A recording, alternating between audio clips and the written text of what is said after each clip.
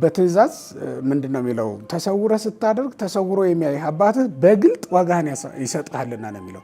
እና ወገኖች ፈተና ለመቀነስ ከሰይጣን እይታ ከሰይጣን ቁጥጥር ውጭ ሆኖ ለመጽደቅ ከተፈለገ በስውር መስራት እንዴት መልካም ነገር መሰላችሁ ክርስቲያኖች። ስራችን ካልተገለጠ እኮ ሰይጣን እኛን ሊፈታተነን የሚችልበት ወይም ስራ ካልጀመር ሰይጣን እኛን ሊፈታተነን የሚችልበት ምንም አይነት ምክንያት የለውም ማለት። ሰይጣን እውነት ለመናገር ንቆ ካልተወን በስተቀር መቼም ቢሆን ለመፈታተን ወደኋላ አይልም። ንቆ የሚተወው ደግሞ ምን አይነት ሰው ሲሆን ነው? በስውር ስራውን የሚሰራ ሰው ሲሆን ነው። ክርስቲያኖች ስራችን በሰው ፊት የተገለጠ እንዳይሆን የምንታዘዘው ለምን እንደሆነ ታውቃላችሁ? ፈተና ለመቀነስ እኮ ነው። በታይታ ውስጥ መሆን እንፈልጋለን።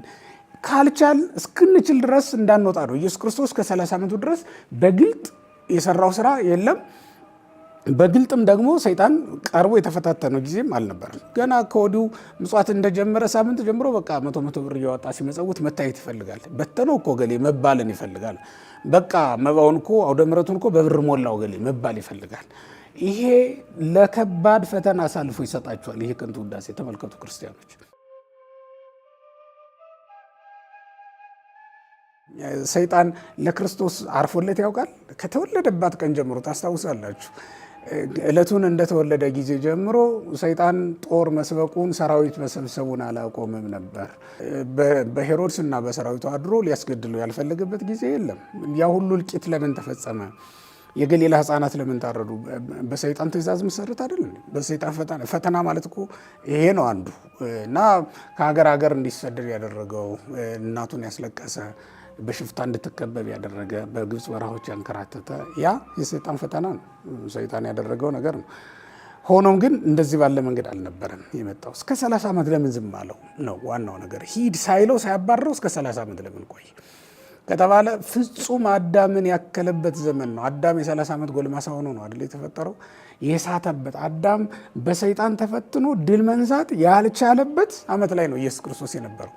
ልክ በ30 ዓመቱ ልክ አዳምን ሲያክል ድል ነስቶ አሳየው። ምክንያቱም የጎልማሳ ነገር እንዳይባል ማለት ነው። አዳም ድል ቢነሳ የጎልማሳ ነገር ምን ይደረግ? በዚያ በጎልማስነት ዘመን ይህን ልብላው፣ ይህን ልቅመሰው፣ ይህን ሊያዘው፣ ይህን ሊጨብጠው የሚባልበት ዘመን ነው አይደል? እንዴ ጎልማስነት ሁሉን ያስደርጋል። ግን እንዲህም ሆኖ ድል መንሳት ይቻላል የሚለውን ለማሳየት አዳም ድል በተነሳበት ዓመት ላይ ሲደርስ ፍጹም አዳምን ሲያክል ሰይጣን አጠገቡ ሲመጣ ሂድ ብሎ ለማባረር በቃ ማለት ነው። ኢየሱስ ፈቀደ። ኢየሱስ ክርስቶስ በዚያ መሰረት የሆነ ነው ማለት ነው። እስከዛ ድረስ ዝም ብሎት ነው የቆየው ማለት ነው። በዚያውም ላይ ኢየሱስ ክርስቶስ አሁን የሚገለጥበት ዘመን ደርሷል።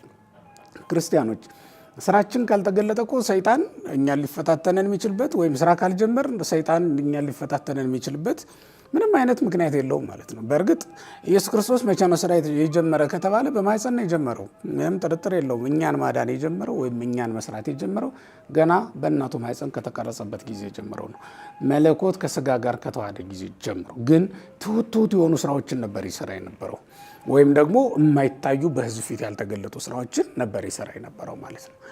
ምን አይነት ከተባለ ገና በእናቱ ማኅፀን ካደረበት ጊዜ ጀምሮ በማኅፀን ቁራኝነትን ሲያጠፋልን፣ በደለኛ የነበረውን ወይም በደልን እንቀበልበት የነበረውን የእናቶቻችንን ማኅፀን ሲቀድስልን፣ ከዚያም ከተወለደ በኋላ ግብፅን ሲባርካት፣ የግብፅን ጣዖታት ሲያንቀጠቅጣቸው፣ የተዘዋወረባቸውን ቦታዎች ሁሉ ሲቀድሳቸውና ሲባርካቸው እንመለከታለን። በዚያ ሁሉ ስራ ሰርቷል ኢየሱስ ክርስቶስ። ግን ያ ሁሉ ለሰይጣን የተገለጠ ነገር አልነበረም።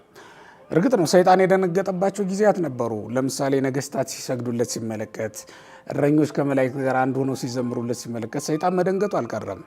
ሆኖም ግን መደንገጡ በምን ተካካሰ?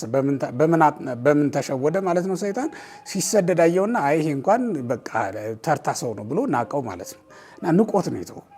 ሰይጣን እውነት ለመናገር ንቆ ካልተወን በስተቀር መቼም ቢሆን ለመፈታተን ወደኋላ አይልም። ንቆ የሚተወው ደግሞ ምን አይነት ሰው ሲሆን ነው?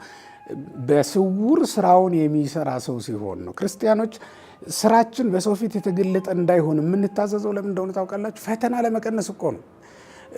ሰይጣን እንዳይበዛብን ጠላት እንዳይበዛብን ስለታዘዘ እኮ ነው፣ ስለሚፈልግ ነው እግዚአብሔር በሰው ፊት ተገልጠን ብዙ ስራ እንዳንሰራ የምንታዘዘው። ስንጾም በስውር ነው፣ ስንጸልይም በስውር ነው፣ ስንመጸውትም በስውር ነው፣ ስንሰግድም በስውር ነው።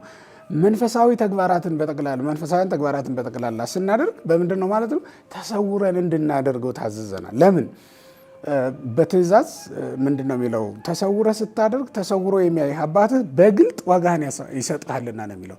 እና ወገኖች ፈተና ለመቀነስ ከሰይጣን እይታ ከሰይጣን ቁጥጥር ውጭ ሆኖ ለመጽደቅ ከተፈለገ በስውር መስራት እንዴት መልካም ነገር መሰላቸው። አሁን ኢየሱስ ክርስቶስ በ12 ዓመቱ ከመምህራን እግር ስር ቁጭ ብሎ ይማር ነበር አይደል?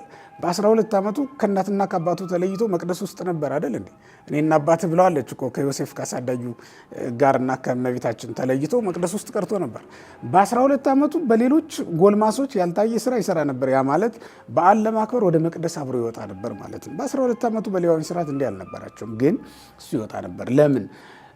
ሊማር ቃሉ ሊጠይቃቸው ከመምህራን እግር ስር ቁጭ ብሎ ነው የተገኘው። ከሊቃውንት መካከል ነው የተገኘው፣ እንደ ሰውኛው ማለት ነው። እና በዚህ መንገድ ይወጣ ነበር።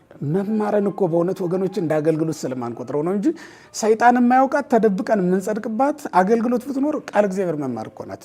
ሰይጣን የማያውቃት ተደብቀን የምንፈጽማት አገልግሎት መምረጥ አለብን ወገኖች። ምክንያቱም ሰውነታችን ፈተና እስኪቋቋም ድረስ ማለት ነው። ድል መንሳት የምንችል ከሆነ መልካም ነው። ተገልጠንም ቢሆን እንስራ፣ እናገልግል።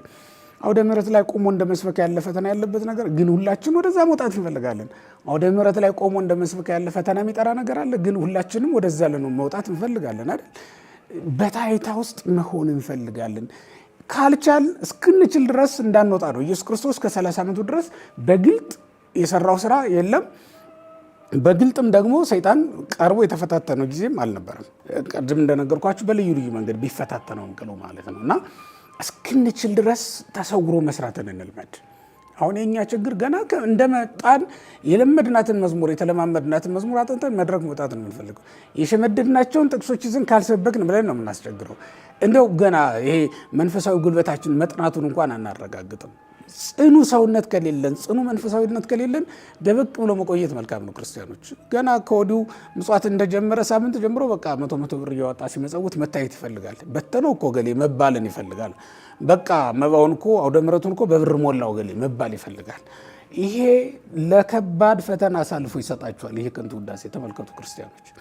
እና ኢየሱስ ክርስቶስ ለዚህ ነው ማንኛውም ክርስቲያን እስኪበረታ ድረስ ተሰውሮ መቆየት፣ ተሰውሮ ማገልገል እንዳለበት ለማሳየት እስከ 30 ዓመቱ ድረስ በግልጥ ከሰይጣን ጋር ሲዋጋ አልተመለከት ነው።